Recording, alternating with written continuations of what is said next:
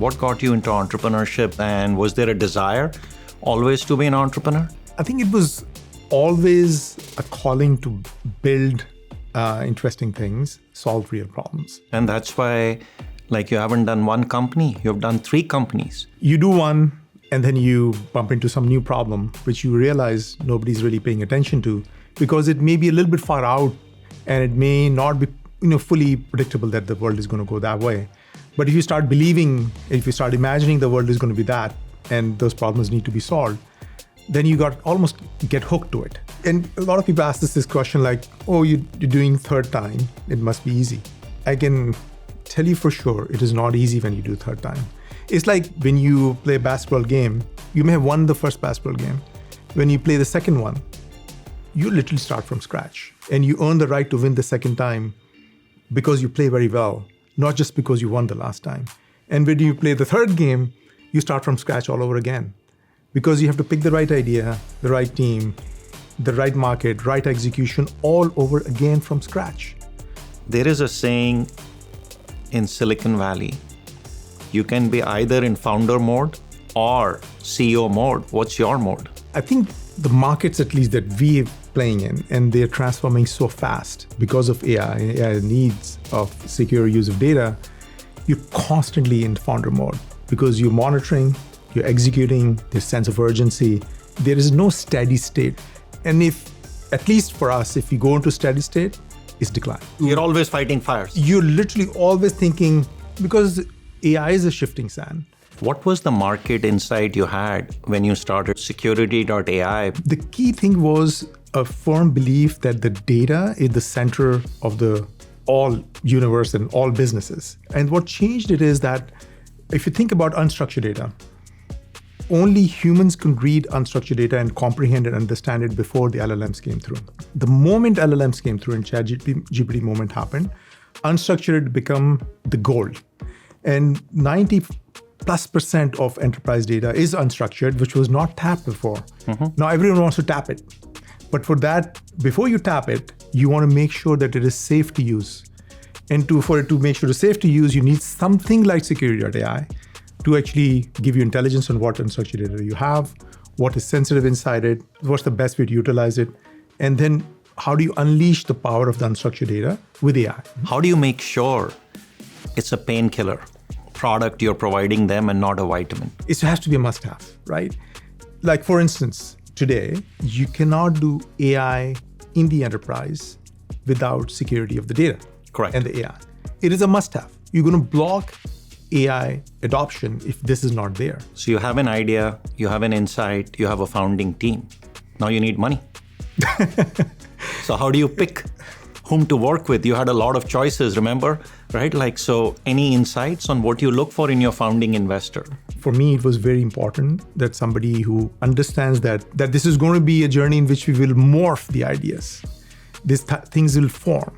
This is not going to be a linear one way to go, and who will partner up in idea formation and also give the room to execute. It's super important that when things are forming, you're adjusting and tweaking, and you need from investor side of thing who will understand and support it. So when I first told you about Securiti AI concept and the platform, a lot of VCs were thought, you don't start with platforms, you start with products and solving one problems. Why did you fund it? I think it's very simple. Mayfield is a people-first firm. We bet on people first, market second. We believe people, the founders we are betting on, understand markets better than us. But having been in business myself and as a firm for so long, I think products and platforms are related. You start with building a platform, but it manifests itself as a product. But then once you have a product to build a long-term differentiated company, you need a platform underneath. So you start with a platform, find a wedge which looks like a product, but then the idea what you pitched us of multiple products coming on the same platform, what you call blades, just clicked. And then finally, right, like I fundamentally believed even 10 years back, data is the moat, data is the most important asset that any company has, that solving data governance, data controls, data security is a must-have. And then having worked with you before, I just believe you'll go find gold in new markets and you'll find new mines. So let's go. It took a day. It took like a few seconds. And how has our relationship grown over the years, right? Like we go back now, probably like 18, 19 years, done 3 companies together. As investors, you also need supporters who are supporters in bad times, not necessarily only in good times. And then that is super important because almost in life of any startup, any company, there are going to be days and weeks in which they're not the best days. And you need basically your founder investors who actually be fully supportive. That's what we have found. I have personally found at Mayfield and with you. Yeah, I just love investing in relationships. And my belief is you have to invest in relationships for the long run because company building is a marathon. It's not a sprint. So why did you keep backing all the companies over years? Once you form a relationship, it's forever. And that's what it's been with you and many other people. To build a company, you can't build it alone, right? Company building is a team sport. You and I watch a lot of team sports. So how do you build the founding team? Yeah, I think there is nothing possible without a very strong and very, very cohesive team. And how many of you were there who started this? I think at least 20 plus people. 20 plus people. So you are a big believer in teams and not starting as a solo founder, but having like 20 founding people with you. It is a must-have. I think I will say, if you are really trying to solve something worthwhile, you need very talented team. And from the inception, because it has to be their ideas as much as anybody else's on how to actually solve these problems, right? The crawl phase is 0 to 1. Mm-hmm. You have been through it 3 times. How do you go 0 to 1? What do you do? I think the crawl phase, I will say the most difficult part is dialing in the direction, because you have so many options that you can build. You clean slate. So what are you building? And because you're forming your opinion about what customers will care about. So that is one thing where you need very good team where you can bounce off the ideas.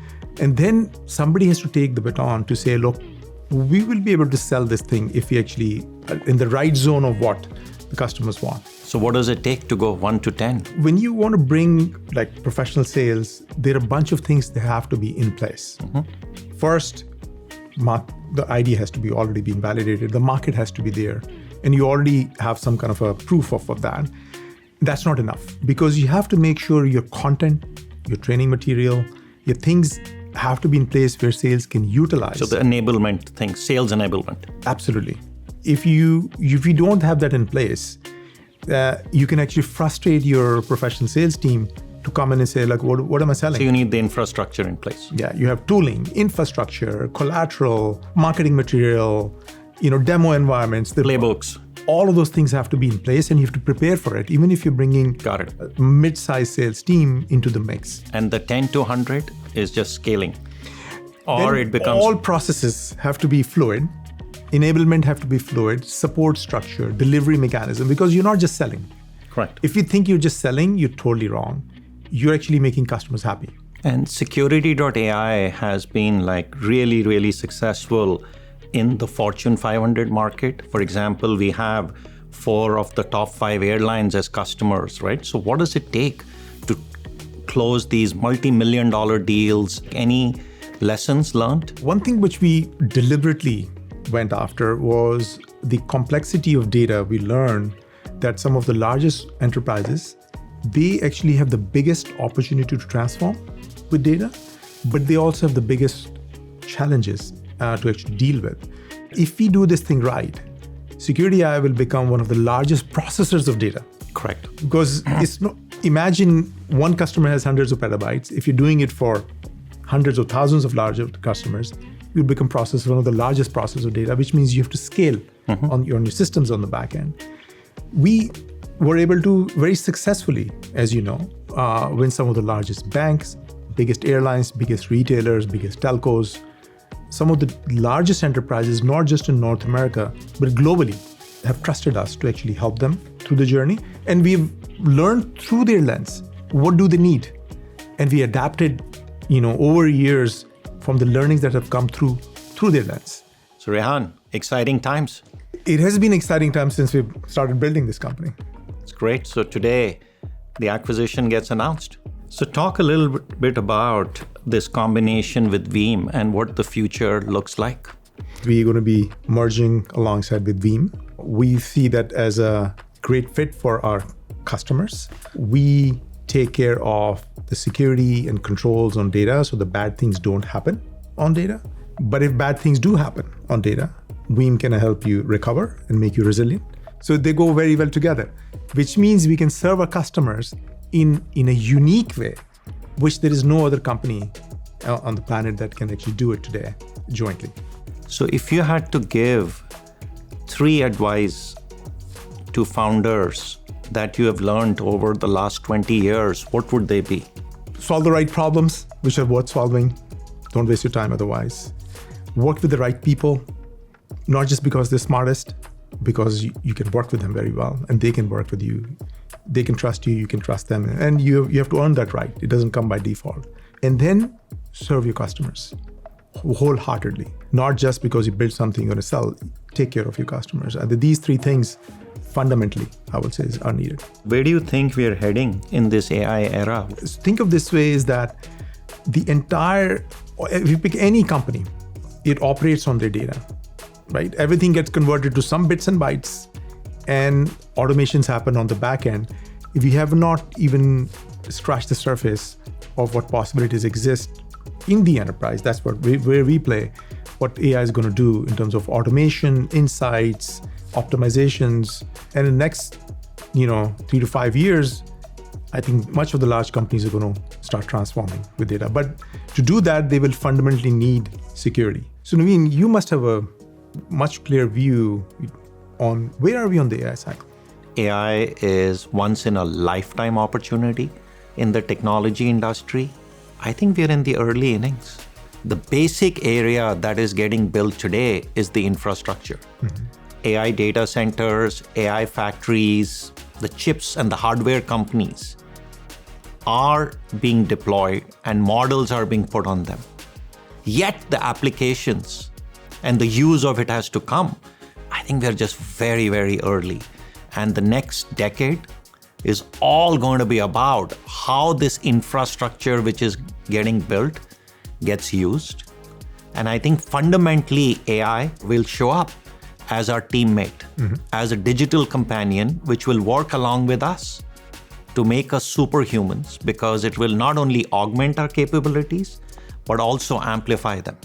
And many, not only multi-billion-dollar companies, but decacons and 100cons are going to get built over the next decade.